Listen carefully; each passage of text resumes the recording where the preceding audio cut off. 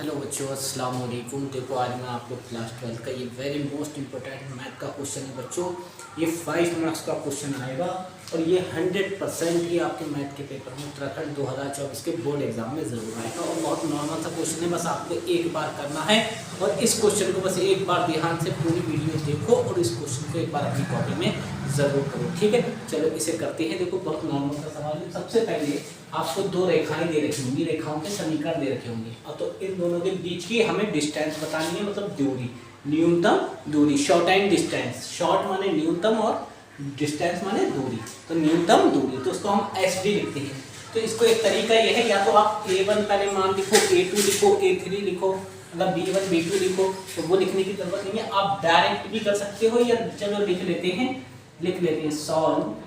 देखो हमें पहले A1 चाहिए, वेक्टर A1 क्या चाहिए, A1। तो याद रखना जब हम इस x से इसका मान लेते हैं, इसका मान हम मान लो छीनते हैं, तो ये क्या करता है कि अगर प्लस होगा तो काय का निशान देगा, ये माइनस का। तो प्लस है तो ये क्या हो जाएगा, माइनस आई कैप, मतलब 1 है तो 1 आएगा। अगर यहाँ 2 होता तो -2 हो जाता, ठीक, 2i हो जाता। तो अब 1 है तो सिंगल i आएगा। ऐसे ही y से जब देंगे तो ये भी क्या कर देगा, माइनस का j कैप, ठीक, और ये क्या आएगा, माइनस का k कैप, ठीक। यहाँ तक बात आपको समझ में आ गई होगी। अब उसी प्रकार हमें A2 निकालना है। तो याद रखना ऊपर वाले A1 और A2 होते हैं, नीचे वाले B1 और B2 होते हैं। तो A1 वाला तो हमने सॉल्व कर लिया, अब हमें चाहिए A2। तो यहाँ हम लिखेंगे A2 बराबर, तो अब आप समझ गए होंगे कि हम क्या है, ये माइनस का 3 है। जब हम इसको बाहर लाएंगे तो क्या बन जाएगा, प्लस का 3i कैप, इसमें i जुड़ जाएगा, 3i कैप। फिर माइनस का है तो ये क्या हो जाएगा, प्लस का, ये माइनस का है तो प्लस का 5j कैप हो जाएगा और प्लस का 7k कैप हो जाएगा, ठीक। यहाँ तक आप बिल्कुल करेक्ट, आपकी समझ में आ गया होगा। और नीचे कुछ नहीं है बच्चों, ये सीधा सिंपल आप लिख सकते हो, B1 वेक्टर B1 बराबर आपका हो जाएगा 7i cap minus 6j cap plus k cap. और ऐसे ही B2 ये नीचे वाला, मगर नीचे वालों के निशान चेंज नहीं होंगे। याद रखना हमेशा x y z के साथ जो मान होते हैं उनको हम खींचते हैं तो निशान चेंज होता है, बाकी नहीं। क्यों, क्योंकि देखो इनके किसी के निशान चेंज नहीं हुए, मैंने सीधा ऐसे ही लिखा, ठीक। ऐसे ही ये B2 वाला, तो B2 आपका क्या हो जाएगा, B2 आपका हो जाएगा i cap minus 2j cap plus k cap, ठीक। ये आपका टर्म आ गया, ठीक। अब देखो, अब सबसे पहले जब शॉर्ट एंड डिस्टेंस निकालते हैं तो उसका पहले फार्मूला मैं आपको बता देता हूँ। SD बराबर होता है A2 minus A1 dot B1 cross B2 upon mod B1 cross B2, ठीक। यहाँ तक इसको याद रखना, ये आपको याद होना चाहिए। अब इसी के तरीके से इसको सॉल्व करते जाओ। तो देखो क्या रहा है, A2 में से A1 को माइनस करो पहले, तो पहले A2 माइनस A1 निकाल लेते हैं हम। तो यहाँ लिख देते हैं A2 माइनस A1, ठीक है। A2 माइनस A1 कैसे आएगा, तो A2 की वैल्यू यही तो है, तो पहले इस पूरी वैल्यू को लिख दो, 3i cap plus 5j cap plus 7k cap, ठीक। फिर माइनस लगा के A1 की वैल्यू लिख दो, तो A1 में पूरा टर्म है तो यहाँ लिख दो minus i cap minus j cap और माइनस k कैप, ठीक। यहाँ तक समझ में आ गया होगा। अब देखो 3i कैप ऐसे लिखो प्लस 5j कैप ऐसे लिखेंगे प्लस 7k कैप ऐसे लिखेंगे। अब ये माइनस अंदर चला, तो जब ये माइनस जो है ये वाला जब अंदर जाएगा तो निशान चेंज करता जाएगा, तो माइनस माइनस टकरा के बच्चों क्या हो जाएगा, प्लस का i कैप और ये प्लस का j कैप प्लस का k कैप, ठीक। अब 3i और 1i बच्चों कितने होंगे, 4i। उसी प्रकार 5j और सिंगल j कितने होंगे, 1j मतलब 6j हो जाएंगे, ठीक। 7k और 1k कितने हो जाएंगे, 8k। ये तो आपकी वैल्यू आ गई A2 माइनस A1 की, ठीक। अब हमें चाहिए B1 क्रॉस B2, तो इसमें आपको अब सारणी बनाना पड़ेगा, याद रखना B1 क्रॉस B2। कभी भी यहाँ क्रॉस का साइन आपको दिखे और दो वैल्यू दिखे तो समझ जाना क्रॉस में सारणिक बना के इसको सॉल्व करा जाता है। तो देखो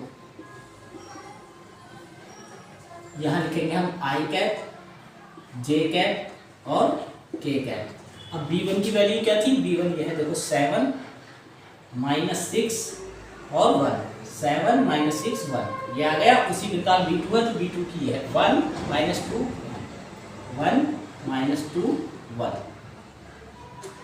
ठीक, यहाँ तक आपको क्लियर पता चल गया होगा। अब देखो इस आई को लेंगे, इस आई को हमने लिया तो ना तो हमें आई का ये टर्म चाहिए ऊपर वाला और ना ही ये, तो इसकी इससे मल्टीप्लाई 6 बन जा 6 माइनस का और माइनस लगा, ठीक, मल्टीप्लाई करते ही उसके पीछे आपको माइनस लगा देगा। अब 2 बन जा 2, ये क्या आया माइनस का, तो जब इससे टकराएगा तो प्लस का 2 हो जाएगा। ठीक, अब यहाँ प्लस जे कैप। तो यहाँ बहुत ध्यान रखना है, बच्चे गलती कर जाते हैं कि यहाँ से सीधी मल्टीप्लाई कर देंगे, तो ये नहीं करना है, उल्टा करना है। देखो पहले आपने इसकी इससे मल्टीप्लाई करी और इसकी इससे, तो ये आया। ठीक, तो ये यहीं से शुरू होगा। इसकी अब किससे होगी? जब आपने जे लिखा तो जे की सीट का बिल्कुल नहीं लेना है इस वाले को, तो 1 की 1 से मल्टीप्लाई, 7 की 7 से, ये ध्यान रखना, उल्टा ही करते हैं। 1 की कम 1 और माइनस 7 की कम 7, फिर प्लस आपका हो जाएगा के cap.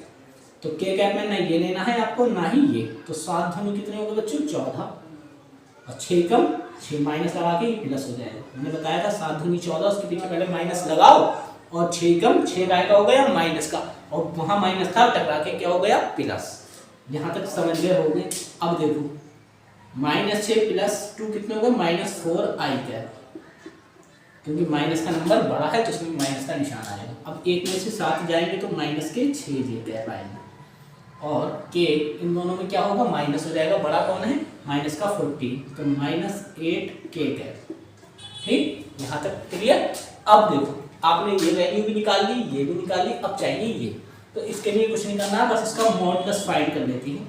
Vector b1 cross b2 is equal to under root -4 का स्क्वायर, जो आपने वैल्यू निकाली होगी उनका स्क्वायर करके लिखना, प्लस -6 का स्क्वायर, फिर प्लस -8 का स्क्वायर। मैं आगे ही कर दे रहा हूँ।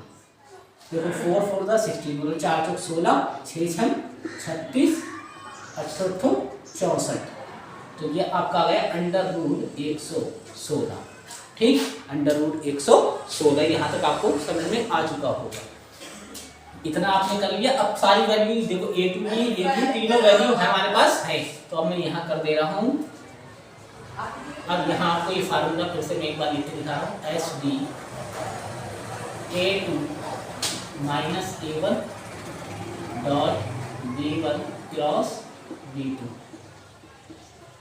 और अपॉन में आपका हो जाएगा मॉड b1 क्रॉस b2।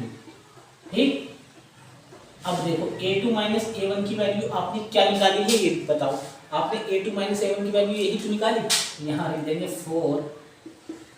4 आई कैप प्लस 6 जे कैप प्लस 8 के कैप।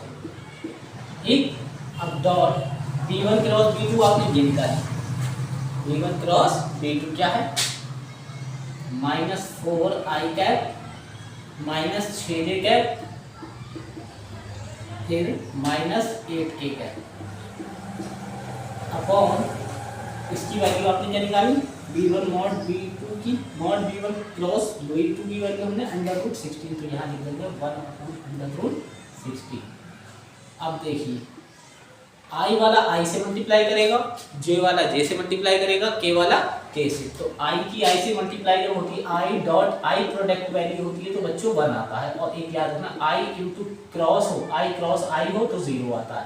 ये वैल्यू भी आप याद रखना। ठीक, अब देखो 4 4 तक कितने हो गए? 16 माइनस के, क्योंकि ये प्लस है वो माइनस है। 6 6 है 36, तो ये भी क्या के हो गए? माइनस के 36। तो 8 8 64, ये भी माइनस के, और अपॉन अंडर रूट 160। ठीक, यहाँ तक क्लियर। अब सबको ऐड करो तो ऊपर में कितना हो रहा है? 116 माइनस का, और अपॉन में अंडर रूट 160 मॉड में है। और जब डिस्टेंस अगर माइनस में आती है तो माइनस मॉड हटाते हैं तो माइनस ऑटोमेटिक हट जाता है। तो ये आपका देखो एक चीज़ और नोट कर लो कि अगर 116 है, जैसे सपोज करो 2/√2 है, तो इसका आंसर क्या होता है बच्चों? इसका आंसर नीचे वाला हो जाता है, याद रखना। जब परिमेयकरण करते हैं तो नीचे वाला आंसर होता है, तो बच्चे सिंपल याद कर लेते हैं। अगर दोनों सेम नंबर हैं और नीचे रूट में है और ऊपर रूट में नहीं है तो नीचे वाला आंसर हो जाएगा। तो देखो यहाँ भी तो वही सेम कंडीशन अप्लाई है, 116 है देखो, और रूट में भी 116, दोनों सेम है। और ये अब इसका आंसर क्या आएगा, तो रूट 116 ही आएगा। और रूट 116 का जो वर्गमूल होता है बच्चों 2 रूट 29 होता है, याद रखना। यही आंसर हो गया। और ये 5 मार्क्स का 100% क्वेश्चन आएगा, बस इसको आपको ध्यान से थोड़ा करना है। 5 मार्क्स का है तो थोड़ा लॉन्ग भी होगा, ऐसा नहीं है कि एकदम आसान सा डाल देंगे क्वेश्चन।